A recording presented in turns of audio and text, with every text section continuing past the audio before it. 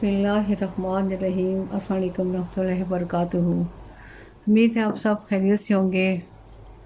آج بہت ہی گرمی، اتنی خوفناک گرمی سارا دن رہی ہے، اور اسی امید پہ، اسی آس پہ ہو سکتا ہے عصر تک بادل آ جائیں، شام تک آ جائیں، کہیں سے کوئی ٹھنڈی ہوا کا جھونکا آ جائے، بس اللہ کا حکم نہیں ہوگا۔ قسمت میں میرے چین سے جینا لکھ دے،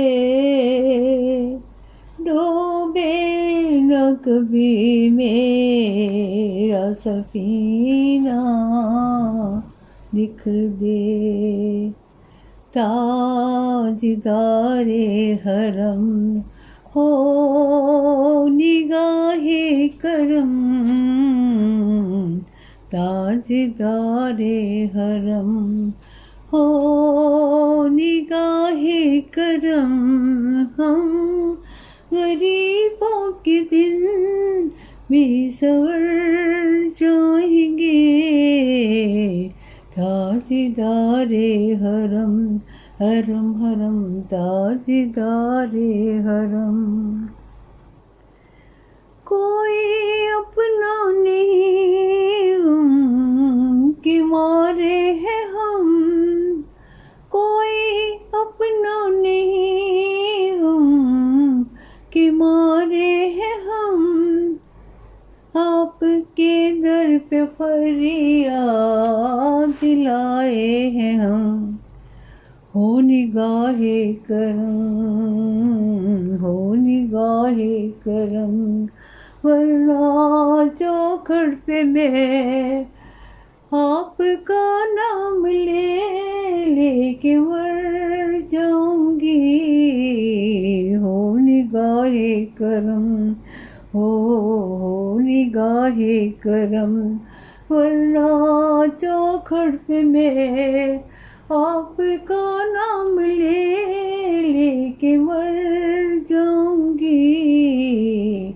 تاجدار حرم ہو، تاجدار حرم ہو نگاہ کرم، ہم غریبوں کے دن بھی سور جائیں گے، تاجدار حرم۔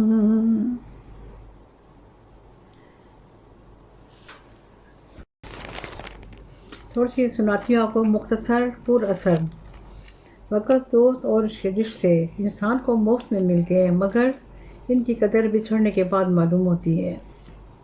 ماں باپ کے ساتھ تمہارا سلوک ایک ایسی کہانی ہے جسے لکھتے وقت تم ہو، مگر تمہاری اولاد پڑھ کر سناتی ہے۔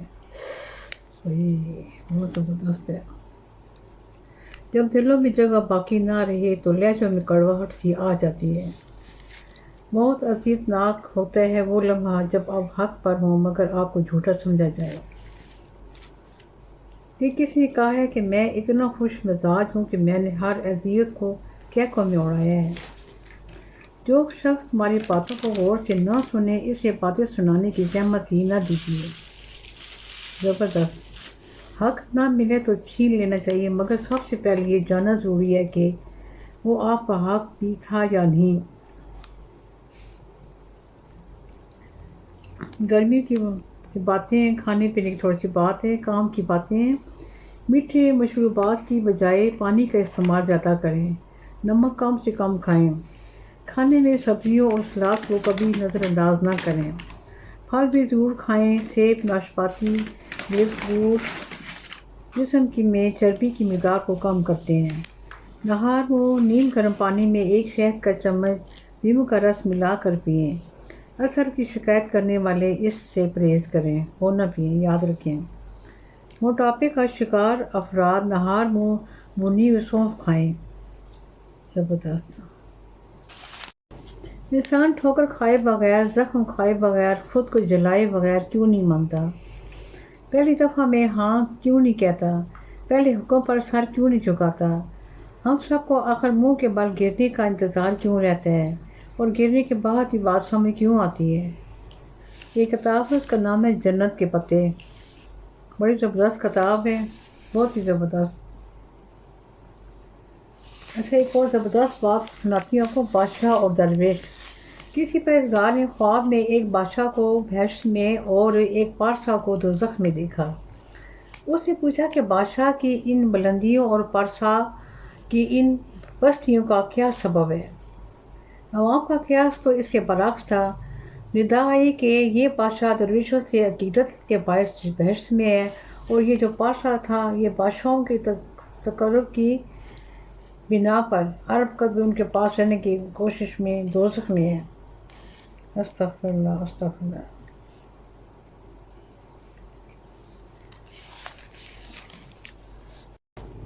آپ جب صبح نماز پڑھتے ہیں، صبح کے جس ٹائم اول تو خیر یہ صبح کی بات ہے کہ میں صبح زیادہ غیر انسان صبح کی عبادت کرتا ہے تو بہت زیادہ پڑھائی کرتا ہے، زبانی جو بس ذکر یاد آتا جاتا ہے، پر زبانی ذکر بھی کرتا ہے، چار کل بہت سی دعائیں، تسبیحاں۔ وہ صبح کی جو عبادت ہوتی ہے، نفل تہجد کے اور بھی جو نفل بڑے بھائی نے بتائے ہیں وہ بھی ٹائم ہو تھوڑے سے اور بھی نفل پڑھ لیتی ہوں، تو وہ بہت زیادہ عبادت کے حصہ، زبانی صورتیں، دعائیں، کیا کیا تسبیحاں، وہ کافی 2-3 گھنٹے بن جاتے ہیں عبادت کے نا۔ اس وقت آپ سوچیں دن میں جہاں بھی آپ کو کوئی درد تھا، آنکھ میں درد ہے، بازو میں ہے، کمر میں ہے، پاؤں میں، جہاں بھی، اس وقت آپ ہاتھوں پہ پھونک مار کے اس جگہ آپ ہاتھ پھیر دیں، انشاءاللہ تعالیٰ تھوڑی دیر کے بعد آپ کو شفا مل جائے گی۔ جہاں چاہے کمر میں کیوں درد ہو رہی ہے، بازو میں درد ہے، آزما کے دیکھیں آپ، اور کوشش کریں کہ صبح جلدی اٹھیں، ناشتہ بنانے سے تقریباً گھنٹہ 2 گھنٹے پہلے اٹھ جائیں، وضو کریں، اذان ہوگی تب بھی آپ تہجد کے نفل پڑھ سکتی ہیں۔ پہلے آپ تہجد کے نفل 2 یا 4 جتنے پڑھ سکتے ہیں پڑھ کے نماز پڑھیں۔ نماز کے بعد ظاہر ہے سب کو پتہ ہے آیت الکرسی پر فرض بھی پڑھنے ہیں، تو جب فرض پڑھتے ہیں تو ساتھ ہی آیت الکرسی پڑھ لیتے ہیں ایک بار، پھر وہی سبحان اللہ ساری وہ ایک پوری تسبیح الحمدللہ اللہ اکبر ایک تسبیح بن جاتی ہے، اللہم اجرنا من النار، یہ بھی 7 بار جہنم کی آگ سے بخشش کی سلامتی خیر کے لیے۔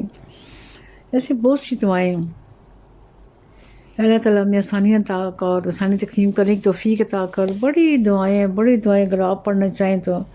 میں تو فرض میں اور سنت میں نفل میں بہت زیادہ ذکر کرتی ہوں۔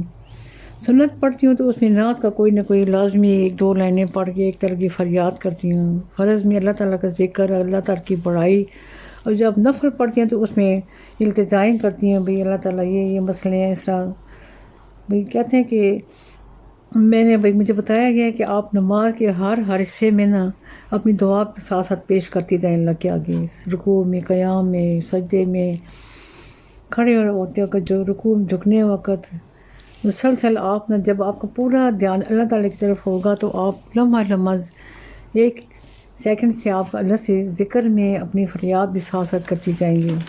اس سے عبادت میں بڑی عاجزی آ جاتی ہے، پھر عبادت کا اتنا سرور ملتا ہے کہ انسان کا دل کرتا ہے کہ بھائی یہ نفل، یہ فرض، یہ سنت بالکل نہ ختم، اور ہم دنیا سے بس پڑھتے رہیں۔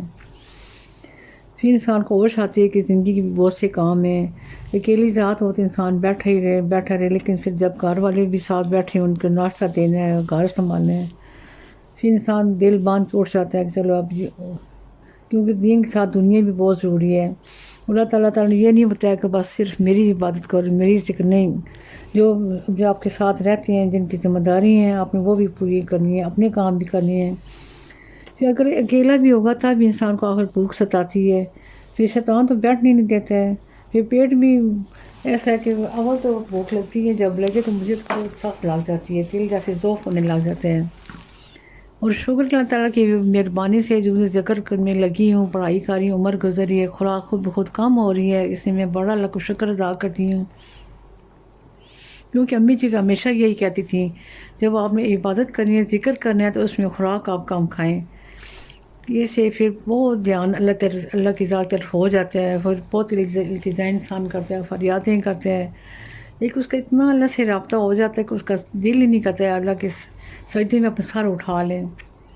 بس ساتھ ساتھ پھر یہ بھی ہوتا ہے تھوڑی سی بعد میں ٹائم بھی دیکھتی ہوں کہ بھئی میں جو میرے ایک روٹین ورک ہے جس سے میں گھر کے کام شروع کرتی ہوں، ناشتہ بنانا، پہلے پانی ابال لیتی ہوں، صبح کوشش ہوتی ہے، پھر مشین میں کپڑے ڈالیں، اس کے بعد پھر اسی طرح ہو کہ پھر میں नाश्ता बनाना, और उससे पहले इबादत ख़त्म करके पहले काम मेरे चिड़ियों का होता है, उनको जाके खाना देना, साफ़ पानी उनका बर्तन धो के साफ़ पानी डालना, वो टुकड़े वाली जगह सारी साफ़ करके वो साफ़ टुकड़े जो गीले कर रखे होते हैं और डालने होते हैं।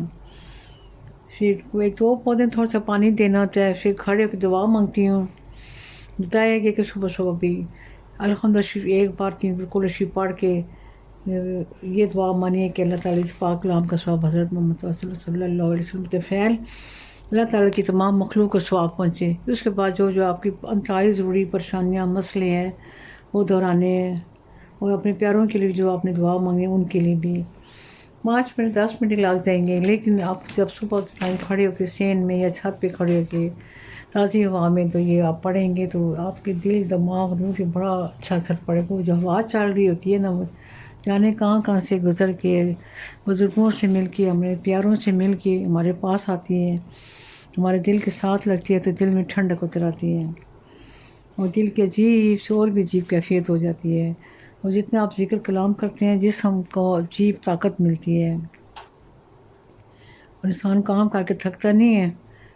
ये कुदरती बस हिम्मत बढ़ती जाती है, खुराक कम होती जाती है, अल्लाह की तरफ से खुद ब खुद ताकत हिम्मत बढ़ती है। इंसान जो नहीं करते हैं ना तो वो ऐसे ही रहते हैं, बस परेशान ही रहते हैं, चेहरे कोई रौनक भी नहीं होती है, थके थके यार वक़्त। तो शुक्र हमें शुरू से माँ बाप ने इस राह में डाल दिया था कि आपने सुबह सुबह अपने पहले ज़रूरी इबादत करनी है अल्लाह ताला की, टाइम में आए सबक भी पढ़ने, अगर नहीं है फिर जो जो आपने काम करने वो टाइम के साथ करने हैं, बेवक्त कोई काम नहीं करने हैं। और जो काम का टाइम है जिस काम का टाइम है पहले आपने वही, ये नहीं अब नाश्ते का टाइम है तो आप कोई और काम में लग जाएँ। हर चीज़ का वक़्त में वो शुरू बचपन से हमें आदत थी, हर काम करते चलते फिरते टाइम देखते हैं आप क्या टाइम है, आप क्या कितना रहता है, क्या करना है। तो जब आप ऐसे ज़िंदगी के साथ आदी हो जाएंगे तो आपकी ज़िंदगी में आसानियाँ होंगी।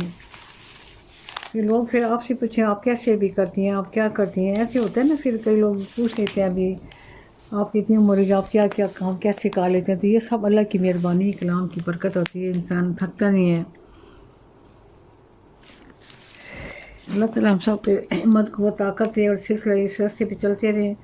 तो बात मैंने की थी कि जहाँ भी कोई तकलीफ़ है, आँख में दर्द है, बाजू में, घुटने में, तो आप वो सारी जब कलाम पढ़ लेंगे तो आप जहाँ जहाँ तो बस तकलीफ़ है राइट हैंड में या सज्जे हाथ में फूंक मार मार के वहाँ फेरती जाए, इंशाअल्लाह ताला आपको शफ़ा मिलेगी इंशाअल्लाह ताला।